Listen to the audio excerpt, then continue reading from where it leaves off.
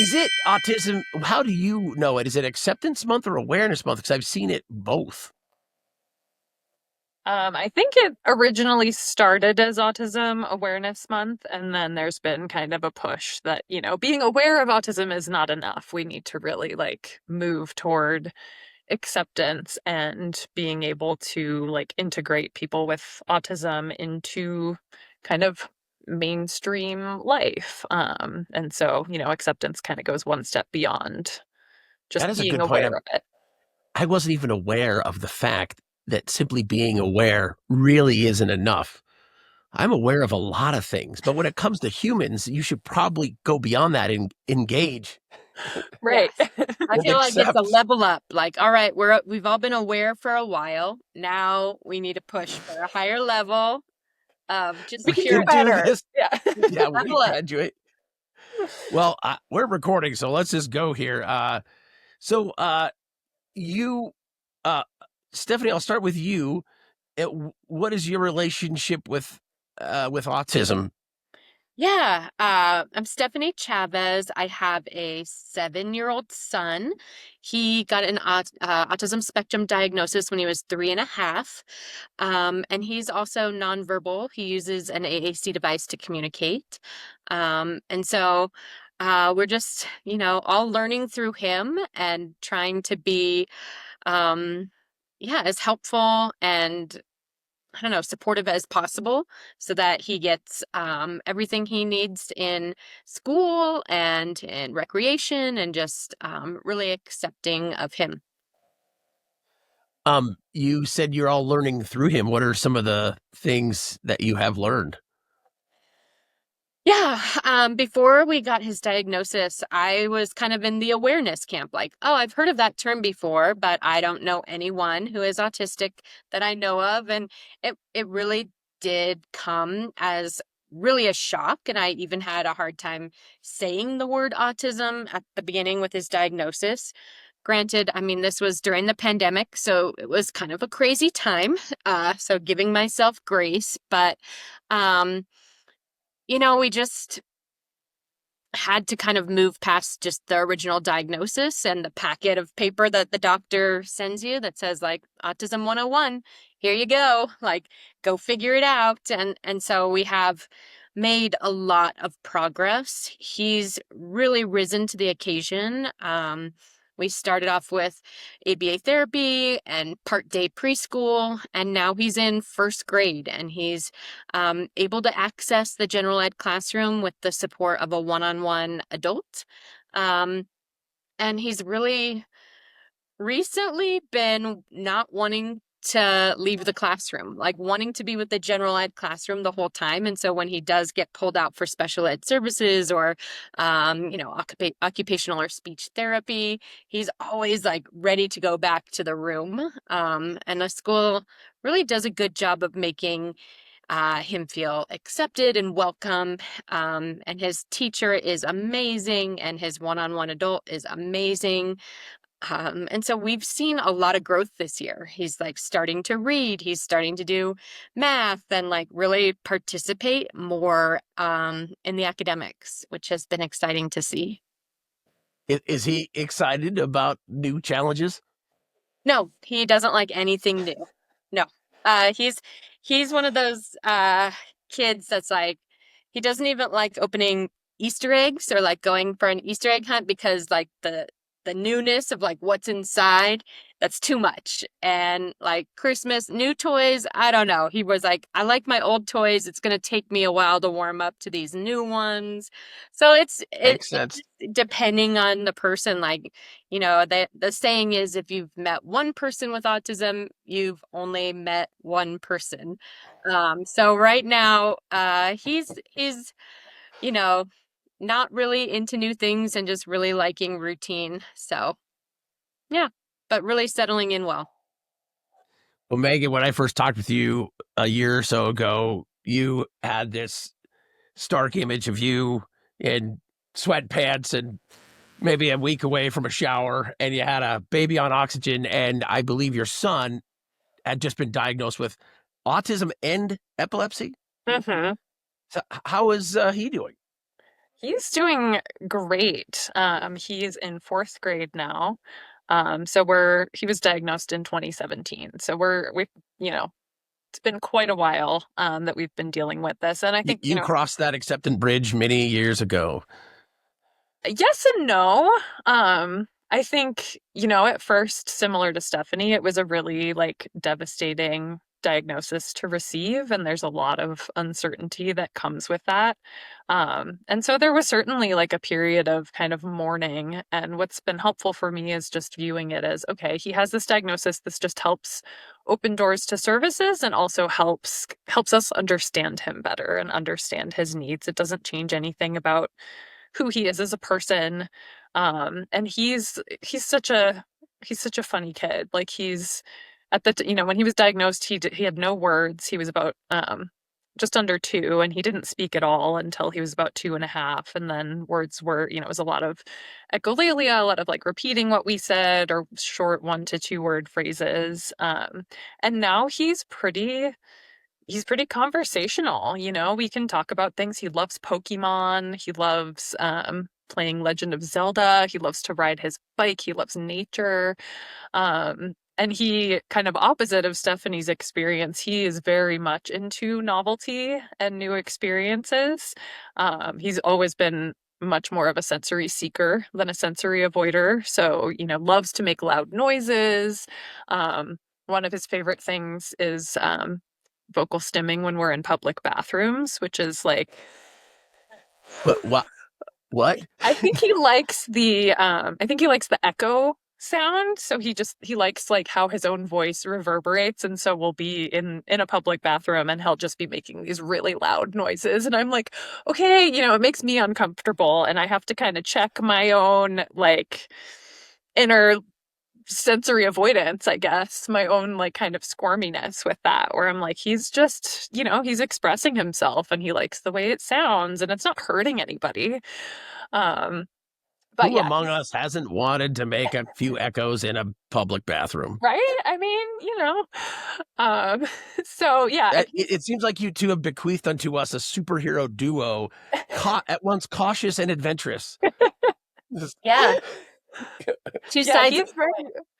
he's such a thrill seeker. I mean, I've always been a very risk averse person, and I can remember we go on a lot of trips because he loves that novelty. And I always say it's like almost easier for me to parent in new places because he has fewer behaviors because he's like happy and excited because he's in a new place and he's experiencing new things. And I remember going to Arches National Park when he was, I think, like 5, and we went to this one arch and he just like scrambled up this rock face. I call him a mountain goat because he was like, I'm all the way up there. And I was like, yeah, I hope you can get down from there because I don't want to have to go up after you.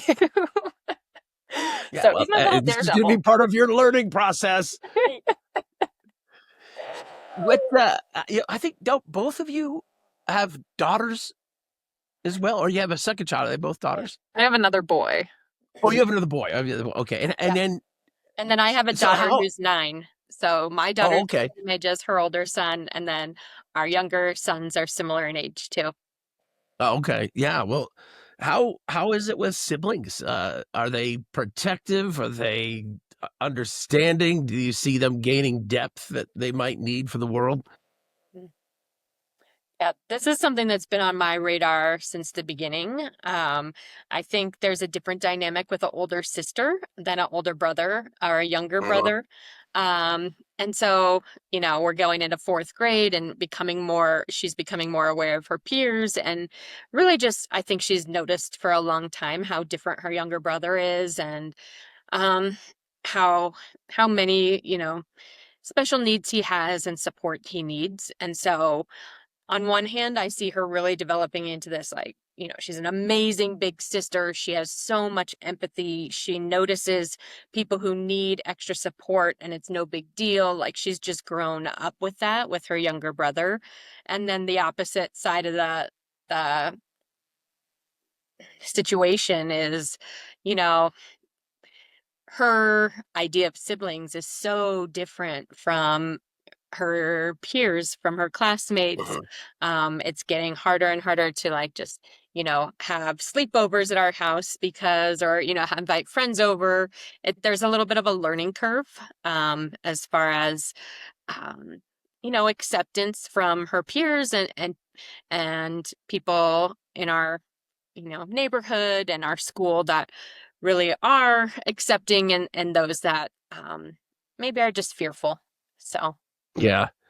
Oh, that fear is a big thing. It's weird how people are, kids and adults, when they don't know what's expected of them, and then they just start inventing things that may not be appropriate. And Megan, for you, how is the sibling situation?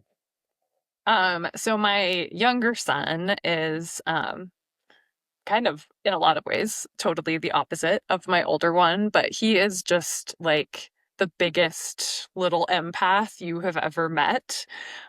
So that can be hard because he feels things Yeah. really deeply, and he does kind of he's very perceptive, so he notices sometimes when expectations are different for him versus his brother. But that also, it's just like such a beautiful thing because he is so accepting. And actually there was a situation a few months ago where there's a little girl in his class who's in the special ed program who I'm assuming is autistic. I don't actually know for sure what her diagnosis is, but um, my older son's case manager at school texted me and said that, my younger son has befriended this girl and he's the only kid in the class that she actually refers to by name. And she always Oh, wants to that's hold great. his hand and that he's just like so Oh, sweet buddy. with her. And I asked him about it and I said, I heard that you guys are such good friends and, that you're so sweet with her. And he said, well, yeah, mom, I know that, some kids' brains work differently and that can make it hard for them to make friends. And I just want to make sure that I'm always kind because I know that things can be harder for them. And I just like wanted to burst into tears and thought, like, where did this kid come from? Like, this isn't anything Yeah. that I've, intentionally taught him, but it's just something that's like either within him or that he's picked up through his interactions with his brother and through like hearing us talk about it. So I mean, I guess that's a testament to like we're doing something right. I don't know where he Yeah. came from, but he's just an amazing kid. No, I have that with my kids. I'm like, I'm not sure where that came from, but I appreciate it. Yeah. Is that a conversation you've had with the kids, like of different expectations? Your brother is different. Is that something you do?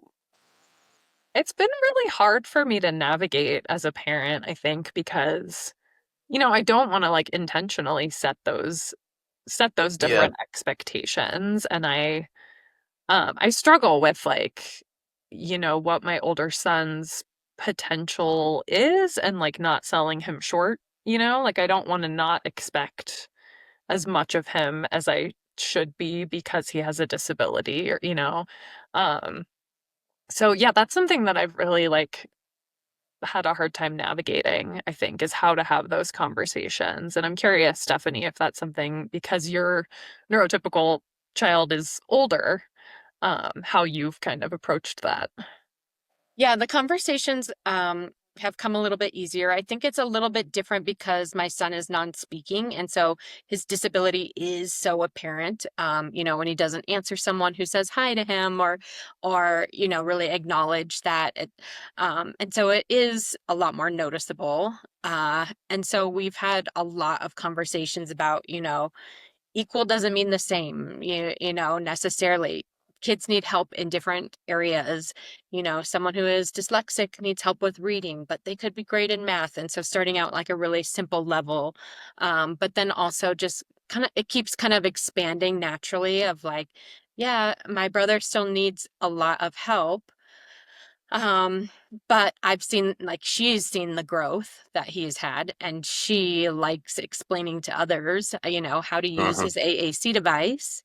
The part that we worry about is that we don't ever want her to feel like, she can't have a bad day or she can't have a big reaction because like then it would affect her brother, or like she has to be perfect because her brother is hard enough as it is. And I think especially for girls, especially for older sisters, that's something that we're really trying to be consistent about is like, hey, everyone everyone has bad days. Everyone gets upset. Everyone feels things differently. And where you can express yourself with your language beautifully, your younger brother can't. And so there is and continues to be a lot of conversations around that level of support and how it's not equal, meaning everyone gets the exact same support. It's equal that everyone gets the support that they need. There is, as you've likely seen, a lot of misinformation around autism. And recently, I actually saw a headline saying autism wasn't actually a diagnosis. It wasn't a thing. And I've wondered if you've honed your talking points about misinformation around autism, or what is the misinformation that you see that most bothers you, and how do you respond to it, Stephanie? The one that bothers me the most, and it's because we're still kind of in the younger years, is when some people say like early intervention is essential. As soon as you get that diagnosis, you need to bust out of those gates and just be like getting them into the correct services. And I think, as a mom, as like a caregiver, as a fixer, I was like, all right, we got to do everything all at once. And really, you don't. Like it's important to do early intervention, but it's also important to see, what's working, what supports your individual needs and not just, sign up for everything and feel like if I'm not doing everything, I'm not doing enough. And so I think that really resonates with parents who are getting burned out and feeling like their best isn't good enough. So. No, we're seeing that. I mean, the millennial generation was highlighted recently as parents getting burned out faster than ever before because of their expectations of themselves and put on by society in general, about just in general consuming and spending money on education beyond what their parents had. And it's a lot, I can imagine. And then you're looking at different special needs and understanding various services, so it doesn't have to happen all at once. And what about you, Megan? Yeah, I think Stephanie hit the nail on the head. I certainly was guilty of that in the very beginning of like, oh my gosh, I have to do all of the things and, or I'm failing my child. And we talk to so many parents who feel that way because you get this diagnosis, you get handed this huge packet, and it's like, okay, do all of the therapies, you have to do all of the things. Like there's no kind of a lot of times I think there's no nuance in those conversations that you're having with providers where it's like, okay, you can prioritize. And also, like, I think, again, like you just have to view this as, okay, this is a descriptor of your kid and it's a way to help understand them better, but like not. And there are certainly things about autism that I think, do make life harder for families in a lot of ways and for those individuals. Like because our society wasn't built for them, right? But like there are a lot of ways that I think society could change to accommodate those individuals, and it's not that we have to change them to fit this like very specific kind of mold that we've built of like a typical child. There's so Yeah, much it seems like we all Right. become better when we evolve societally.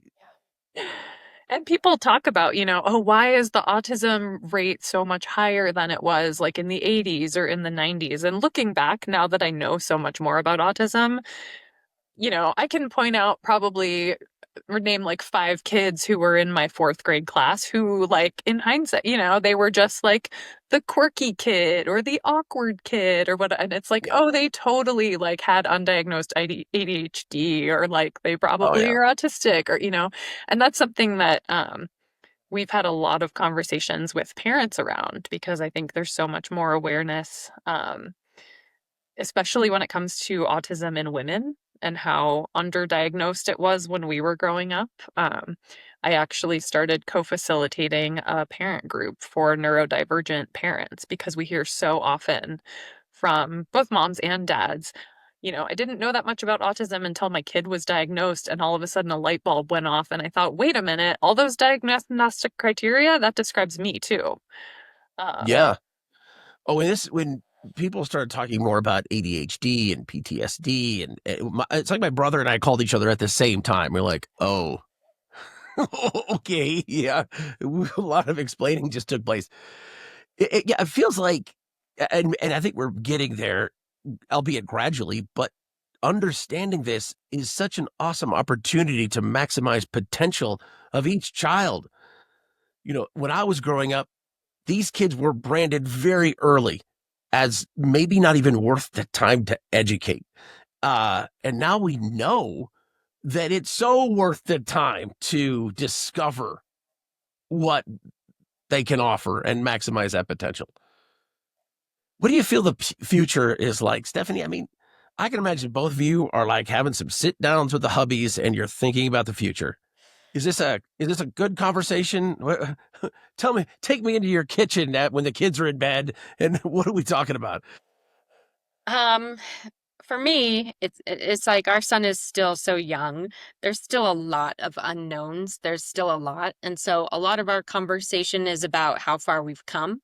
Oh, remember when we were in that phase? Oh, yeah, that was a tricky one. And we're in some tricky phases right now where we're seeing a lot of, a few things that are just really hard for all of us. But we just have to keep reminding ourselves of like, okay, this is a phase. We'll learn how to support. We'll learn what this means later on and kind of just enjoy the ride. Um, I try to think about the future, and I'm obviously at parent to parent talking to a ton of parents who have older kids every single day and adult kids. And so trying to learn from them has been just an absolute gift. And one thing that I did want to mention as far as acceptance is I've heard from a lot of those parents that the early years, there's a ton of support. There's a lot of empathy, acceptance, all the things. And then as soon as a kid gets older, an older adult child, the support, the inclusion, the empathy, it's plummeting, and there's not enough resources for those parents that have adult kids with a diagnosis of autism. So trying to learn from them and follow their lead about building up the supports that are needed so that it's a little bit better when my son reaches that age. So Yeah, I could see parent to parent being a big part of that, moving that conversation forward. And what about you, Megan? What is the future? What does it look like in your head?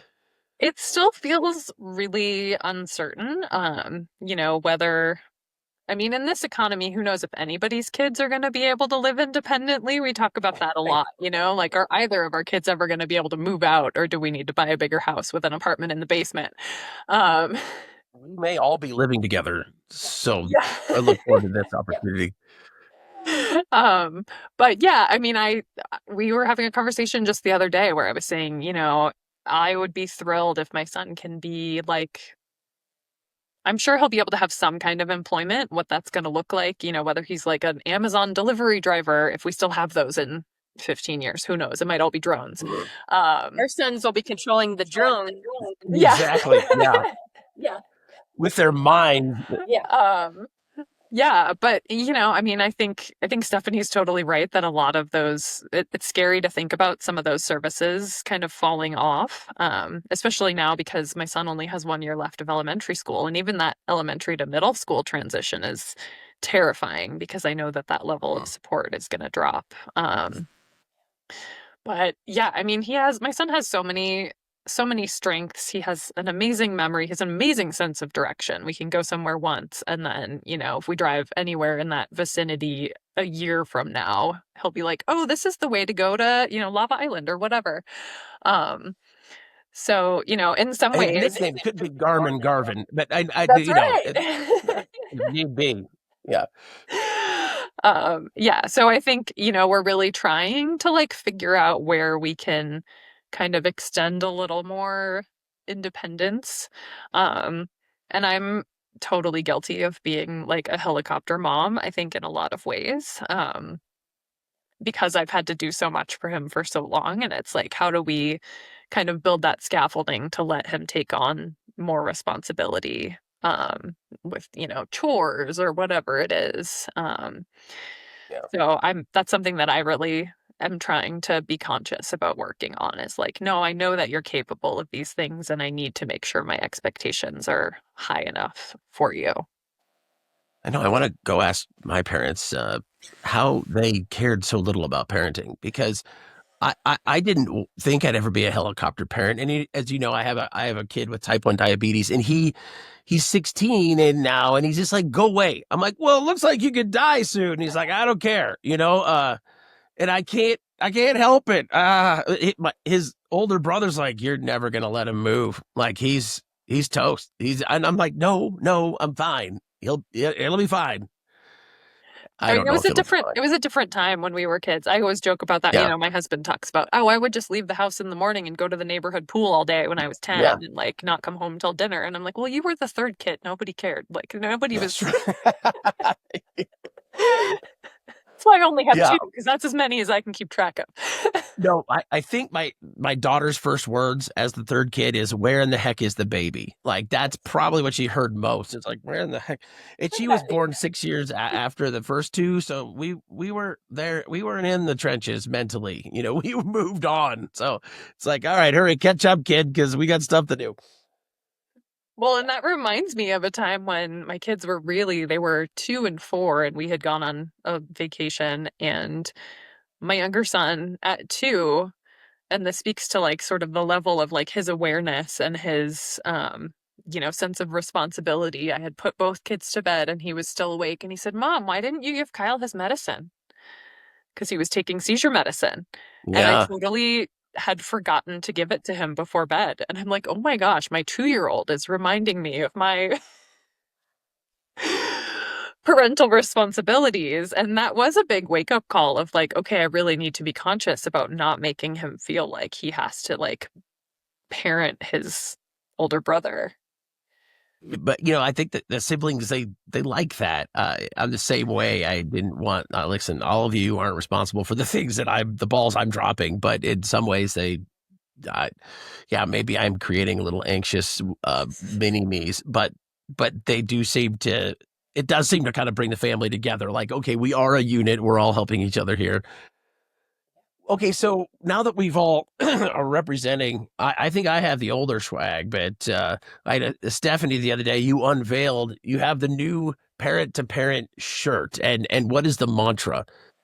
I'll hold up the other color, the other new one that I just Oh, received. I love the colors. Oh yes. So this blue one and the bottom, I need to back up a little bit. Community changes everything. So we have that on all these different colors. That's hard to see on that one. But that slogan, that design won after a month of competing t-shirts in our March Madness t-shirt competition. And I think our members had a lot of fun. And I think that the votes really mattered because they chose a great slogan. I think it's just so timely. And we know that parents who have community don't feel isolated. And that's just so essential. So I thought it was the perfect choice. I thought so too. Running the Ability Connection Colorado Social, I didn't want to chime in too much. I didn't want to vote. I didn't know what I could do. What would it cause controversy if the parent organization suddenly tips the scales? But it was fun to watch, and this is the one I liked. Oh, great. Yeah, it's so funny. I had my husband and my daughter tell which one they thought were going to win, and it really came down to the last week. So it was exciting. And now you can buy the t-shirt on our bonfire link. So we'll make sure to share that with everyone. And you can also check out our older swag. We still have all of that. But I find it really comforting to wear if I'm going to an event where I know I'm going to be with a lot of parents that may or may not have disabilities. I like wearing it because then the parents that I want to talk to will come up and talk to me. I'm like, oh, parent to That's parent. amazing. And it just Yeah. makes it easier for me to connect with the parents that I really do genuinely want to meet and talk to. So You're just cutting through acres of small talk and getting right to the conversation you want to be a part of. Yeah. Yeah, like I don't really need the peanut gallery. I don't really need the comments, but I really do like talking to parents who are also facing similar challenges and getting to know them. So, Well, Megan, what is the future of parent to parent? And maybe there's something you want to talk about here. I don't know. Yeah, so I just started as co-program manager this week. Our Congratulations. fearless leader is going to be leaving in a couple months, so I'm going to be taking over as program manager of parent to parent, and I'm just really excited to see how we can keep building on the work that we've been doing for the last, gosh, almost 28 years. Not us personally, because I'm not that old. Um, I mean, I'm older than 28, but I was I was not working 28 years ago. Um, so yeah, we have a lot of really, exciting opportunities. We've had a lot of growth just in the last couple years with adding some in-person events and adding some new parent groups. And yeah, I think we're all just like really open and excited about the possibilities of, where we can continue taking this work and how we can broaden our reach to new parts of the state through our volunteer ambassador program. Um, and yeah, just now that we have swag, getting our logo out there, getting our name out there more. Because I can't tell you how many times I talk to parents who say, like, wow, all of this stuff is amazing. I had no idea. How long are you guys new? I've never heard of you before. And it's like, no, we've been here for a long time. So, just really getting that brand recognition and, letting parents all over Colorado know that, they don't have to feel isolated and alone, that there are other parents out there who get it, and way more than, they would ever think, probably. Yeah, in part, it's my job. I think parent to parent should be bigger than it is. Uh, it seems just like an organic conversation that should be flowing like perhaps our rivers after this snow we got. It just seems it's extraordinarily relevant, more so than ever before. And as we step from awareness to acceptance in all things, it seems like it's part of the natural progression in helping people to do so. Yeah, and we are hiring a new project coordinator. So, if you're looking for a second job, Jared, I know. social Okay. media. I'll look into. Oh, really? Oh gosh, don't know, Jared.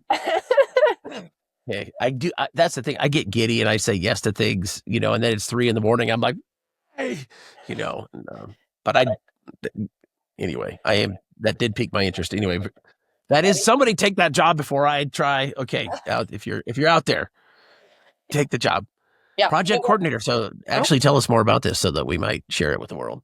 Yeah, so it's mainly going to be focused on outreach. So like Stephanie said, social media, newsletter, um, coordinating our volunteers, our support groups, our lunch and learns, basically all the stuff that I've been doing. It'll be to replace my project coordinator role now that I'm moving into the manager position. But it's such a great place to work. Yeah, I love working with Stephanie. I love working with Nikki and Nicole. We have this built in. We all are special needs moms ourselves. So being part of a team of, moms who get it is like an extra layer of built in support. And it's, basically like the dream job for a parent of a child with yeah, disabilities because it's mostly remote, it's super flexible. You can largely kind of make your own hours and work around your kids' school schedule, therapy schedule, which, as we know, that's hard to come by, yeah. to have a job that's that Does flexible. that person have to do? I mean, you do so many meetups. Is that person at all these things? No, we very much split those up among our team, and then we also have some incredible ambassadors who are volunteers, who kind of, we have our volunteer support parents who Stephanie trains and matches with Yeah, parents who need support, but then we have kind of this extra layer of parents who are just, passionate about parent support and want to do outreach. So they go to resource fairs, and we have three incredible ambassadors up in Fort Collins who've been hosting meetups up there twice a month. Um, and then we're trying to get more of those meetups up and running that are going to be led yeah. by volunteers. And we are really just recruiting more members up to our advisory board who are really active and who have connections and who live in different areas of the state, just to make sure that we're reaching every parent who needs us. Well, awesome. You never disappoint, either of you. This may be the greatest podcast we've ever recorded. And I'm not just saying that. It felt like it flowed. It felt organic, and getting out the information that people need. How do they accept, and what do they need to know to be a part of a better, stronger community that supports not just children with autism, but the families as well, which you can all get from Parent to Parent of Colorado.